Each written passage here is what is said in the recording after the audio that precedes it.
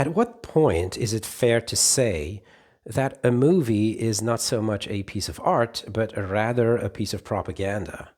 It's a fair question to ask, I think, when watching The Last Duel, a Ridley Scott movie starring Matt Damon, who plays a medieval knight seeking justice against a man that is accused of assaulting his wife, and receiving that justice in the form of a duel to the death.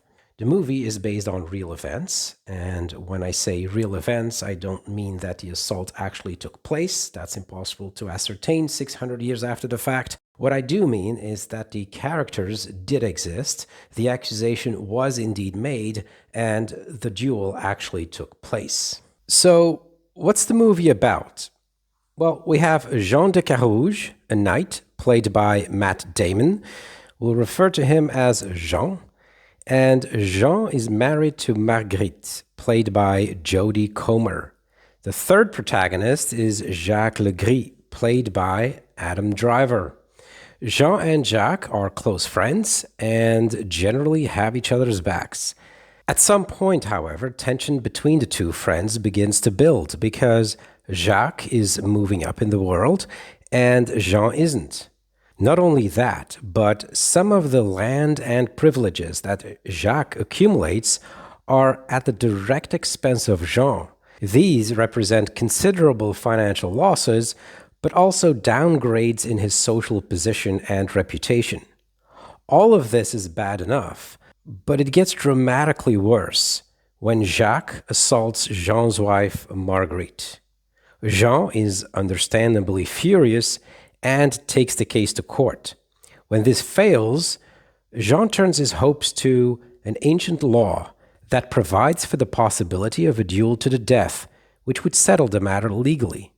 The duel happens, which is, by the way, one of the most brutal fights I've ever seen on screen. Well worth a watch. Anyway, so that's the plot. Or is it? The plot is actually difficult to summarize because of how Ridley Scott chose to tell the story.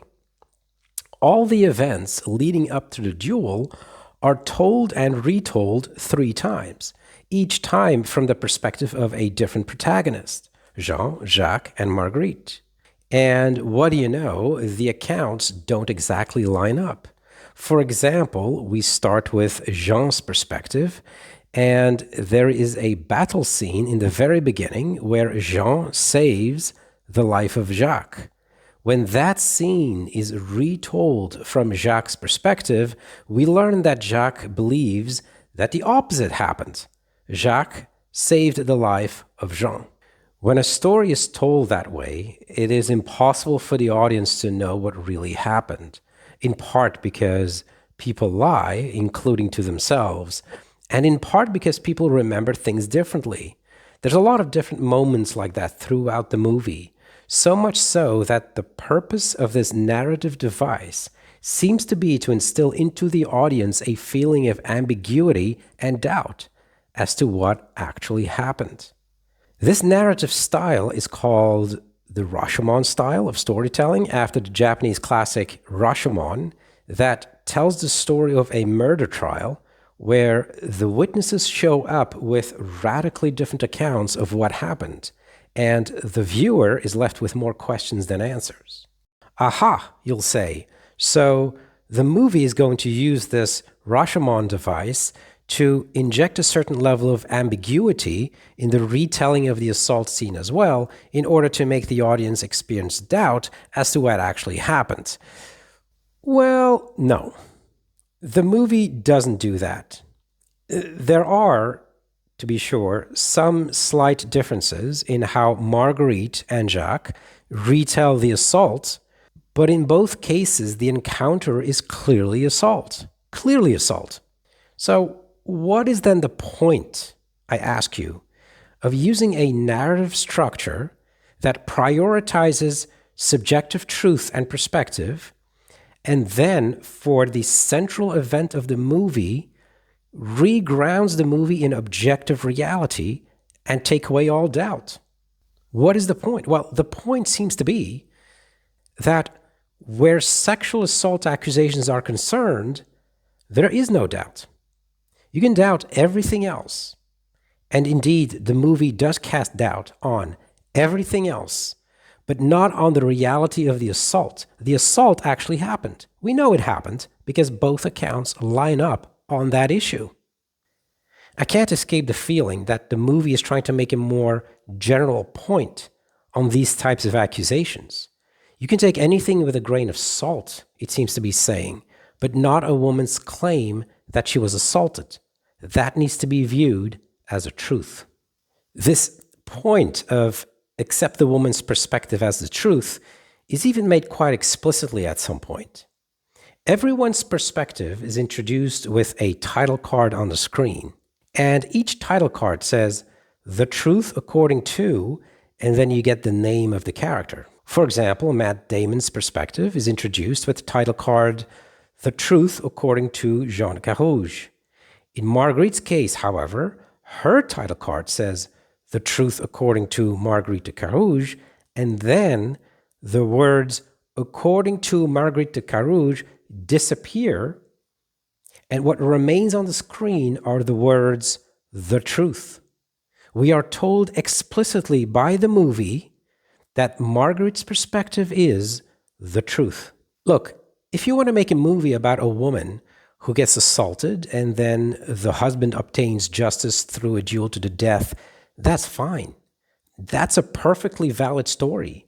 That's a story I would watch. That's what I thought this movie was going to be before I watched it.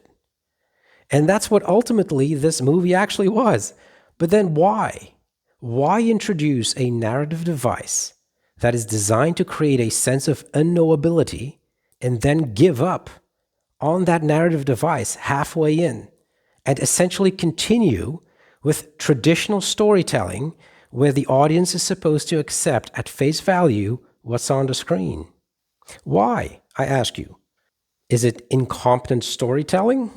Well, we're talking Ridley Scott here, and the script was written by Matt Damon and Ben Affleck. Not exactly incompetent storytellers. I don't think it was incompetent storytelling.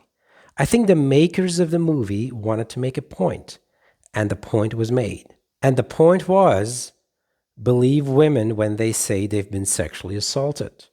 It's not a coincidence that the movie was made smack dab in the middle of the Me Too era. The movie's got Me Too written all over it. The woman's perspective is equated with the truth, and the truth is equated with a woman's perspective.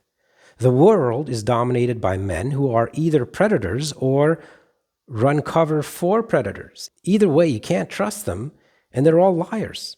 And it's the woman's account that should be taken seriously. Listen, I enjoyed the movie. I watched it twice. I enjoyed it twice. The second time even more than the first time. I don't hate the movie, but the obvious political messaging is, I think, a weakness. Another weakness is the half-hearted use of the Rashomon storytelling technique. If you're going to use it, use it.